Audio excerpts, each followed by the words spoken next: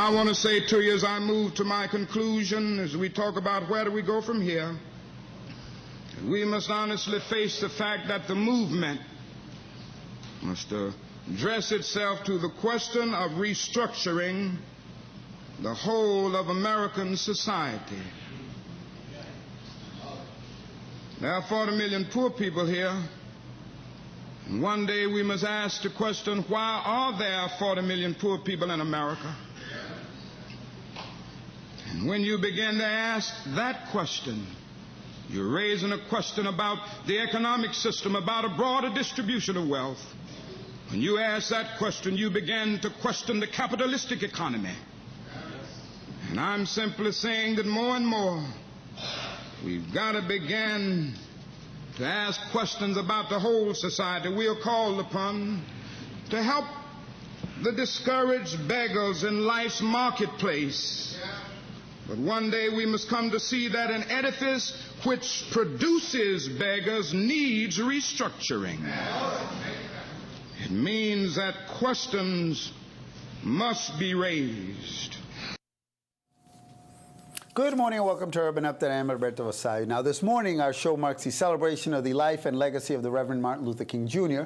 Today, January 15th, is his actual birthday. A federal holiday tomorrow recognizes his efforts. Now in the show's introduction, you just heard Reverend King talking about the state of the nation, but back in 1967. Now this was the same year he published his first book, Where Do We Go From Here? Chaos of Community. Now that book was released 50 years ago this month. Now our guest today to discuss the book 50 years later, our Professor Saida Grundy. She's a feminist sociologist of race and ethnicity at Boston University, where she's not an incoming, she's assistant professor now for 2 years of sociology and African American studies there at BU. And Kevin Peterson, the founder of the New Democracy Coalition. Mr. Peterson is a senior fellow at the Center for Collaborative Leadership at UMass Boston. He has been a contributing op-ed writer for the Boston Herald, Commonwealth Magazine, and Philadelphia Inquirer, and frequent guest here on Urban Update. Welcome to Urban Update on such a special occasion. Yes, it absolutely is. Absolutely. Well, we just heard Dr. King speaking in 1967, 50 years ago. As I mentioned, the book. Let's look at the 50 years that's happened, what's been happening. So, Kevin, I'm going to throw that to you. What's your assessment when you hear something like that? Is where have we come from? Have we come far enough? Yeah, well, of course, a lot of things have changed in terms of race relations, but a lot of things have not changed or even regressed. We look so clearly at the last 8 years where we've had an African American president. I don't know if King would have imagined that we would have gotten there so quickly, and that African American President Barack Obama has had a tremendous amount of success in terms of changing the psychology, changing the economy, and changing how people are treated in the society. But at the same time, massive income inequality across the country, massive mass incarceration across the country.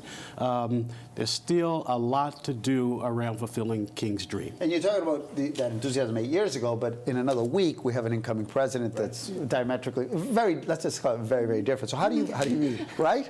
Yes, absolutely diametrically different for us. I think it's important to remember that in King's time, King saw sort of the worst of the worst in terms of racial aggression in this country, right? And so in many ways, it is impossible for us to transplant King to our time, but we can use King's time as a yardstick for us, right? King, by the laws of physics, has no idea that we exist, but we choose what we do and do not know and remember about King.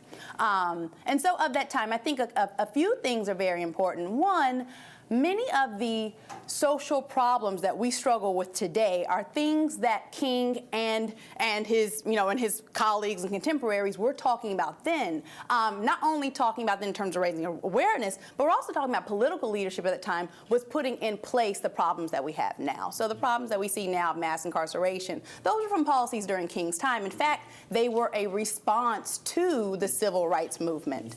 Much of the rhetoric we see from that era has resurged. All right, I want to mix it up a little bit here because I always want to put a little devil's advocate, just because there are folks who are saying, so Is the African community speaking about the same thing they were 50 years ago? What are the areas that they have come forward, and what are the areas that you really see as major milestones in terms of, I know you mentioned Barack Obama, but let's make it more granular. Here, Boston. Yeah, the issues remain the same. They're less intense now. I mean, we've had the 1964 Civil Rights Act. Public accommodations. That's opened things up, not only across the country, but in Boston. 1965 Voting Rights Act opened up the process. Broadly speaking, we still have issues of disenfranchisement of black and brown people and older people across the city and in Boston.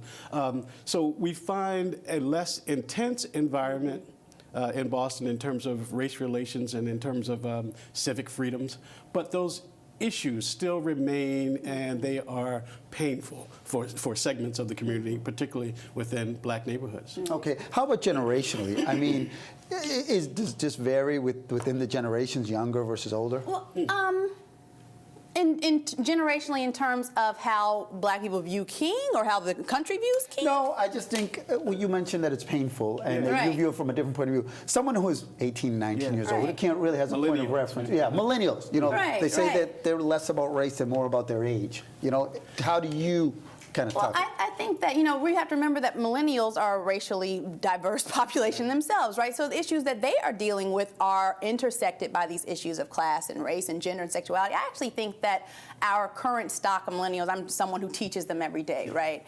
I actually have the utmost confidence in sort of the awareness that I see in my students, right? Also much of a thirst for this knowledge. I think the problem then becomes us, the buffer, right? The buffer generations between King and millennials, and sort of what we have filtered about that time and about the truth of it, what we have filtered about the power of policies, right? Our students still sort of think, most of my students think that, oh, a president doesn't make that much of a difference, it's only 4 years. That's incredibly naive, but that's our fault for sort of not telling them the truth. I'm going to stick with you, and I'm going to go a little bit longer in this segment, because as someone who is in contact with those young folks every day, sociologists, I have an 18-year-old daughter. I think she looks at the world differently than when I grew up and you grew up and everything. You see a lot of interracial now, all kinds, right?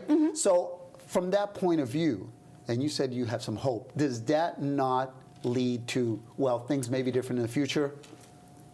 Yeah, obviously, I mean, here's the issue. Things may be different in the future, but that is not necessarily a positive trajectory, right? That what we see is at all points in our American history, you know, I'm a sociologist, I'm not a filmmaker. I don't think in terms of, you know, dreams and fairy tales. I think in terms of what we see, right? So what we see are backlashes that happen to certain types of racial integration, to certain types of racial progress, et cetera. We have King if he were alive today, I would think that he would be appalled by school segregation. We are at 1954 levels in terms of school segregation. Everything he stood for, everything that SCLC stood for, everything that SNCC stood for about school desegregation, the NAACP spent millions of dollars legislating this, right? And we are back to 1954 levels by a series of policies and Supreme Court decisions. The rollback is something that I think that we're really ignoring. So when we can maybe say, you know, oh, our young people might interact in a different way. But remember, policies shape people, right? You know, living next door to someone and being able to know their culture and being able to know their struggles, being able to know that they are human beings whose lives matter, that's a result of desegregation, right? It doesn't go the other way, right? And it's a powerful image, just in terms of, as we look at King's book, 50 years ago and now. It's in terms of the young people. U.S. Department of Education released a study just this year. Close to 75% of our public schools across the country are segregated. Yes. But at the same time, there's light, because you have this millennial generation who are engaging in this Black Lives Matters movement. And we're going to talk a little bit about that. I want to talk a little bit about our incoming president. I want to talk a bit about maybe leadership here in Boston in terms of Tito Jackson running for mayor, first African-American candidate. So, and black churches. And black churches, yes, of course. Can never leave out the black churches. So when we come back, members of our panel, there's only two, we'll continue this discussion right here on Urban Update.